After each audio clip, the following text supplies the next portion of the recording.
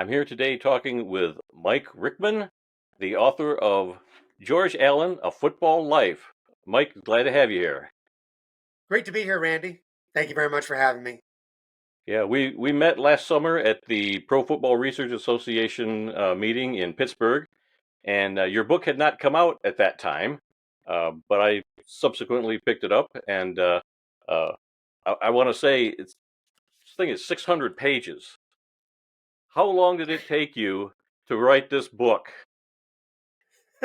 Well, the initial contract was signed in 2013, but I didn't really dive into the project until 2018. There were a few extensions to the deadline, and my publisher, Nebraska Press, really wanted me to be the person to write this book, knowing of all of the Redskins books I had written in the past, and knowing of my knowledge of the team and George Allen. So they really wanted me to write. So they kept working with me and delaying it, delaying it. Finally, about 2018, I really did dive into the project.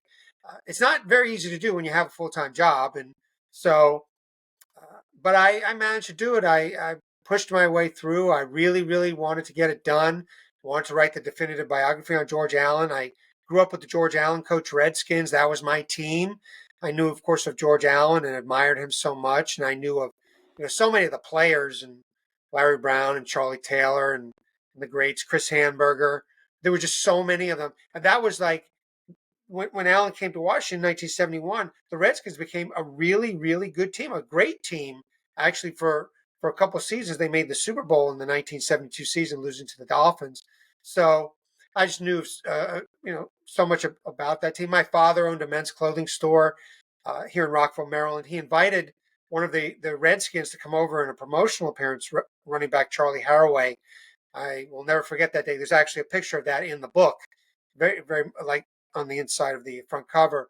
I was like a kid in the candy store that day. He was signing autographs, and my friends were there. So, yeah, I just felt that I was the person to write this biography on George Allen. Now, have you always lived in the Washington, D.C. area? Have you always, you grew up being a Redskins fan and watching the games when you were young? Yes, for the most part, except for a year, I lived in North Carolina. I worked in sports information at Davidson College, Davidson, North Carolina. And I also lived in Philadelphia for about a year. I worked in sports information at Temple University. So this is kind of a personal book for you because you grew up with George Allen. Oh, yeah, absolutely. I mean, I took ownership of this book. I did not want to leave a detail out that I thought would be pertinent to telling the full story of his life. And, I went so far beyond just the fact that he was a great football coach. He had these amazing relationships with three men who went on to become U.S. presidents in Richard Nixon, Ronald Reagan, and Donald Trump. And he just there was so many things beyond football. Exercise. He was an exercise fanatic. Under Reagan, in fact, he was the chair of the President's Council on Physical Fitness and Sports. He was just, everybody was stunned. Even when he died at age 73, he was in such amazing physical shape. But he really prided himself in taking care of his body. Um, there was there's his eccentricities, all these different quirks about him. He loved eating ice cream because it was easy to swallow, and he didn't want to waste time chewing food. He wanted to focus on his coaching and watching game film or practice or in the meeting rooms with the players. That's what he wanted to focus on. He was really one of the first 24/7 workaholic coaches in the Mm. NFL. He wasn't the first. I would say his top mentor George Hallis was one of the first too, uh, but Allen was up there. So yeah, there was it's his coaching too. I mean, that's obviously. I mean, he's in the Pro Football Hall of Fame where you purchase the book. He is third all time in NFL history for coaches with at least 100 regular season wins in winning percentage, 712 winning percentage. He's behind Madden, who's number one, and Vince Lombardi, who's number two. In his 21 seasons overall in pro football, including all of his years as with the Bears, he was a head talent scout and then later defensive coordinator. Then his head coaching years. In 21 seasons in all, he only was part of two losing teams. the 1960 and 1964 Chicago Bears. So the guy was just addicted to winning. And another thing about him is he really has to go down as one of the greatest general managers in NFL history. While he was the head talent scout for the Bears, he led the drafting of three players who uh, went on to be inducted into the Hall of Fame: Mike Ditka, Gale Sayers, and Dick Butkus. And that '65 draft that got Butkus and Sayers, that has to be one of the greatest drafts in NFL history, because in addition to those two, who later ended up being first ballot inductees into the Hall of Fame, they were picked number 3 and 4 in the first round in '65. There were two other players in that '65 draft who were Pro Bowlers in their careers. Um, Steve DeLong, offensive lineman for these. He ended up playing in the AFL for the San Diego Chargers. Two-time pro, I believe is a one-time Pro Bowler and one-time All-Pro. And Jim Nantz, running back for the Boston Patriots in the AFL. He was a two-time AFL All-Star. So that was just a great draft. It has to go down as one of the tops in NFL history. And one other player I should mention who Allen acquired through free agency that year was Brian Piccolo. And so we all know the story of Brian Piccolo, but Allen saw something in him. He was the uh, leading rusher in the nation at Wake Forest. In previous year, Allen signed him as a free agent. So yeah, so I went so much in depth about George Allen, way beyond just what he did as a football coach. So when you were a kid and George Allen came to Washington, what was your thought? Did you know much about George Allen at the time, or were you like, who is this guy? I didn't really know much. In all honesty, I didn't know much about George Allen at the time. Uh, I had gone to a few Redskins games in the '60s. I followed the team a little bit, but that period of the Redskins is really hazy in my mind. I don't remember much. I do remember a 1970 game I went to. My father took me to a Redskins Cincinnati Bengals game in 1970 at RFK Stadium. The Redskins won 20-0. But when Allen first came to DC, and I didn't know anything about George Allen, but it didn't take long.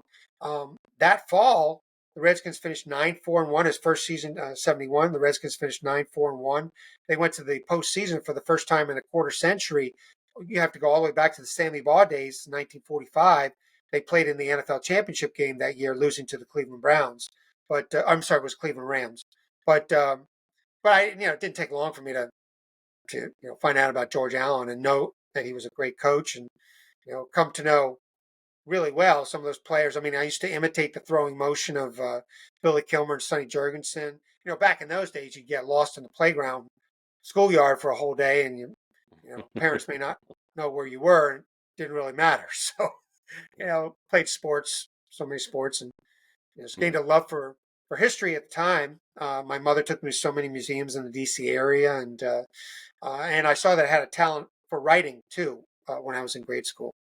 You were telling me at one time that there's a Michigan connection to George Allen. I'd love to hear this Michigan connection that he has. Yeah, sure, absolutely. He was born in the Detroit area, Lake Shores. There's several of the Lake Shores, I guess, with that suburb name.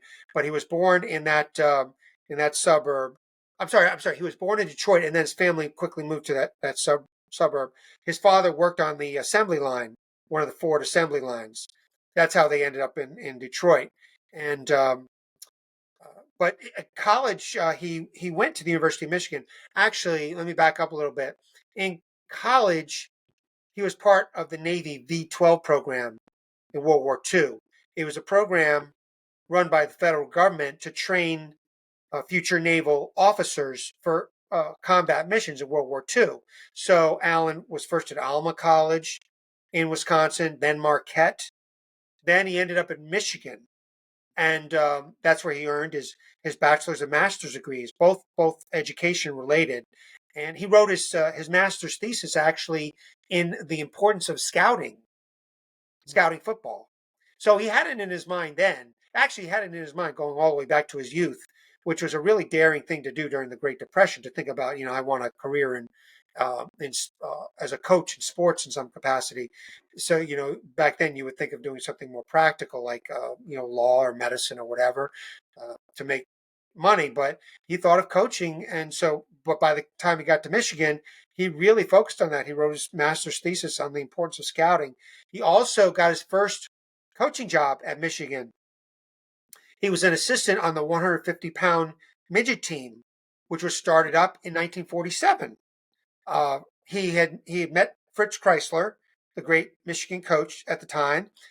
He asked Chrysler for a spot on his on his coaching staff. Allen actually became known to the staff. I mean, he would make his way into practices. Somehow he did that.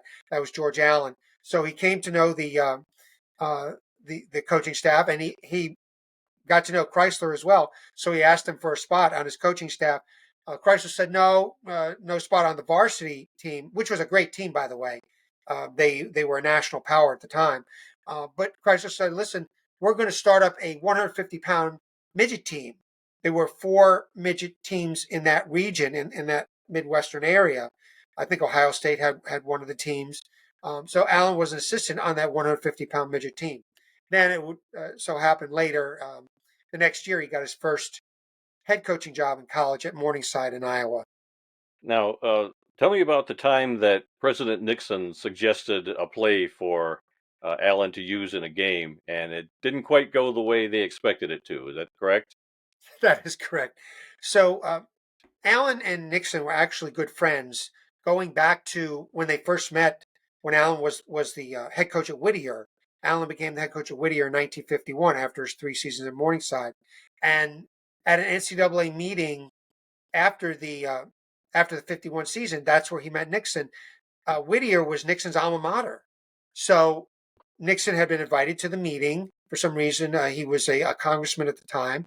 And he said, I want to meet the head coach from my alma mater. So that's how they met, Nixon and George Allen. And they maintained a dialogue over the years. And then when Allen came to D.C. in 1971, Nixon, of course, was in his 3rd year in the White House. And that's when their relationship took on a whole new dimension. Nixon actually at one point in the 71 season, the Redskins were on a little bit of a tailspin. They had in 3 games that season, I think they lost twice and had a tie. So Nixon said to George Allen, hey, do you think I can come out to Redskins Park and give the team a pep talk? So Allen said, sure, we'd love to have you out, Mr. President. So Nixon came out one day, and there's photos of him with the players, and photos of him with George Allen, one of which is in the book. And but it was at that practice where Nixon called a few plays. He called a play, was like a screen pass to Charlie Haraway, which actually had been very successful for the Redskins that season. And then he called another play, which was an end around to Roy Jefferson. Now, actually, the story about that is Allen fed him the play. Allen wanted to make Nixon look really astute, so he fed him that end around play. So Nixon called it. So then later on in the season, Nixon contacted Allen. It was actually prior to the Redskins playoff game that year against the San Francisco 49ers. Nixon called Redskin Park, and Allen was in a meeting with Billy Kilmer, and he said, and Allen was on the phone, then Kilmer got on the phone, and Nixon reiterated that he would like to see that play run in the playoff game. So when the game came around, and this is the story I told from what I gathered, that Nixon did not call that play during the game. And Allen didn't call it either, and neither did Kilmer. The Redskins were very close to the 49ers goal line late in the first half. They were up 10-0. 17-0 probably would have sealed that game. Ted Marchibroda, the Redskins offensive coordinator, later the Colts head coach in the NFL, he actually sent that play in, and the Redskins called it. Roy Jefferson got dropped for like a 9-yard loss by Cedric Hardman, the great 49ers defensive lineman. The Redskins ended up trying a field goal on that drive. The snap was low. They never got the field goal attempt was blocked. No points at the end of the first half. So it was really a killer for the Redskins at that point. They ended up losing that game 24-20. So, but the story is that Allen originally fed that play to Nixon, but then Nixon later suggested it heading into the playoff game against the 49ers. But at no point in that game did Nixon actually call the Redskins sidelines to Right. say, listen, I want you to run that play. That play was sent in, to the best of my knowledge, by Ted Marchibroda. And actually, it was a very unusual time to run that play. They were very close to scoring. They're very close to the 49ers goal line. So why would you run a trick play at that time, or some fancy play? Why not? They had Larry Brown. They could try to push it through with him, or they had Roy Jefferson, great receiver, could have thrown it to him. Jerry Smith, tight end, who had already caught a touchdown pass that game. So, but that's the full story about how that play originated, and then the how the play was called during the game. When George Allen was done coaching with the Redskins, that wasn't the end of his coaching career. He spent a couple of seasons in the USFL in the 1980s, first with the Chicago Blitz and then with the Arizona Wranglers. Can you talk a little bit about that? Sure, yeah. Well, actually, after Allen left the Redskins following the 1977 season, he coached the LA Rams again. He actually ended up coaching only 2 exhibition games, and Carroll Rosenblum fired him. It was a ridiculous firing. Rosenblum didn't like certain things that Allen was doing in the preseason, and neither did some of the players, some of whom had even said, we don't want George Allen hired. So Rosenblum fired him after 2 exhibition games. Allen never coached again in the NFL, and it's believed he was blackballed. I quoted Bruce Allen in the book as saying that. Bruce Allen, George Allen's son, later the NFL executive, it was believed he was blackballed. There were a number of things that Allen would do. He was very control oriented. First of all, with the Redskins, by the way, he had full control of the team, coach, general manager, player contracts, draft, everything. You name it, George Allen had control of it. Well, if he were able to get another head coaching job in the NFL, he would want that full control again. No owner was willing to relinquish that, so he never coached again in the NFL. They also didn't like the run-ins he had with previous owners, with Dan Reeves in Los Angeles in the 60s, and then with Edward Bennett Williams in Washington in the 70s. So they didn't want to put up with that anymore. He never coached again in the NFL. But when the USFL was starting up in '83, Allen was a minority owner for the Chicago Blitz, and and he was also the head coach of the Chicago Blitz that year. They finished with a winning record. They were 12-6 that year. Went to the playoffs. They lost in the first round of the playoffs. In the off season, there was a team swap. The Chicago Blitz swapped franchises with the Arizona Wranglers. So most of the Blitz players went to Arizona, and vice versa. Those other players went to Chicago. The Wranglers players went to Chicago. Allen ended up being the head coach of the Wranglers. Marv Levy ended up being the head coach of the Chicago Blitz in '84. Allen that season was very successful. He finished 10-8 in the regular season, but he won 2 playoff games. He beat the Houston Gamblers, quarterbacked by Jim Kelly, in the first round, and that was the run and shoot offense, Kelly's run and shoot offense. And then he beat the Los Angeles Express in the second round of the playoffs. And the Wranglers went on to the championship game, lost to the Philadelphia Stars in the USFL. And so that was Allen's last coaching stint in professional football. This is not the first book that you've written. You've written a couple other books centered around the Washington Redskins. Can you talk about the other books that you've written? Absolutely. So the first book I wrote was the Redskins Encyclopedia. That was published in 2007, Temple University Press. And then that was like a compilation of 75 years of Redskins history, season by season account of the history of the team. Also, bios on many players over the years, and great coaches as well. One of whom who is featured in that book is George Allen. In 2010, I wrote the text for a book called The Washington Redskins Football Vault, which was a heavy memorabilia book. That's what really made that book very, very special. There were replicas of game programs, press passes, ticket stubs in that book.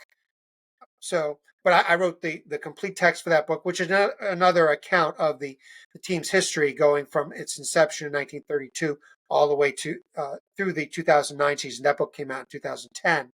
Then in 2015, I wrote I co-authored a book called Joe Gibbs' Enduring Legacy about the legendary Redskins coach. That was published by his foundation, Youth for Tomorrow.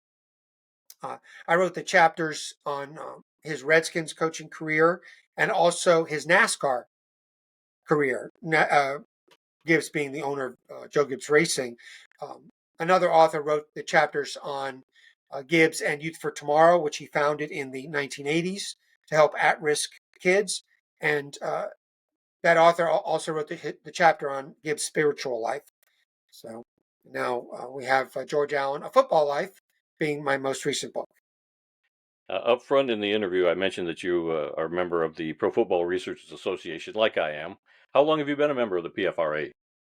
Actually, going all the way back to the early 2000s, I was a member of that organization when Bill Carroll was the president or executive director of the organization, and I started getting the newsletter. So, but I'm very impressed though with how the organization has expanded in recent years, and now it's like a colorful newsletter, and I love the articles in the Coffin Corner PFRA. So yeah, I've been to the past two conventions, one in Canton in 2021, and as you mentioned, the most recent one in Pittsburgh. Great organization. Yeah, I think so too. I love being a member of it. So, where can people find your book, and how can people get a hold of you? If you want an author autographed copy of my book, George Allen, A Football Life, or also two of my other previous books, Joe Gibbs' Enduring Legacy and the Redskins Encyclopedia, go to my website, MikeRichmanJournalist.com. Richman is Richman, MikeRichmanJournalist.com. My website, that's if you want a John Hancock uh, auto, author autograph copy. But you can also purchase the books. Actually, the George Allen, A Football Life and the Redskins Encyclopedia are available through Amazon. And you have several social media sites also that people Yeah, can find you on? yes. Thank you for asking. Mike Richman is my Facebook page. My Twitter handle is at MSR_journalist. And I have a LinkedIn page too, titled Mike Richman Journalist. Anything else that you wanted to say about your latest book before we close this interview, Mike? Uh, well, Randy, I just want to thank you very much for having me on. I think we covered a cross section of things about George Allen. Yeah, had the opportunity to mention that beyond coaching, there was so many things about him. One of the greatest GMs in NFL history, and all these quirks that he had too. Beyond ice cream, he was just he was fanatical about coaching. He spent so much time focusing on preparation for the opposing team. He wanted to know more about them than they knew about themselves. So he was just he was a genius when it came to coaching, and I'm glad he received his due with his induction into the Pro Football Hall of Fame. And I'm glad I was able to tell the story in the definitive biography of George Allen. Well, it sounds like this was a very personal effort for you. The amount of time that you spent as a fan of George Allen and the team, that I'm sure there's a lot of your insights in this book that people will appreciate. So thank you very much, Mike, for being with us today, and we'll see you at the next PFRA meeting. Yeah, thank you very much, Randy. I look forward to seeing you there.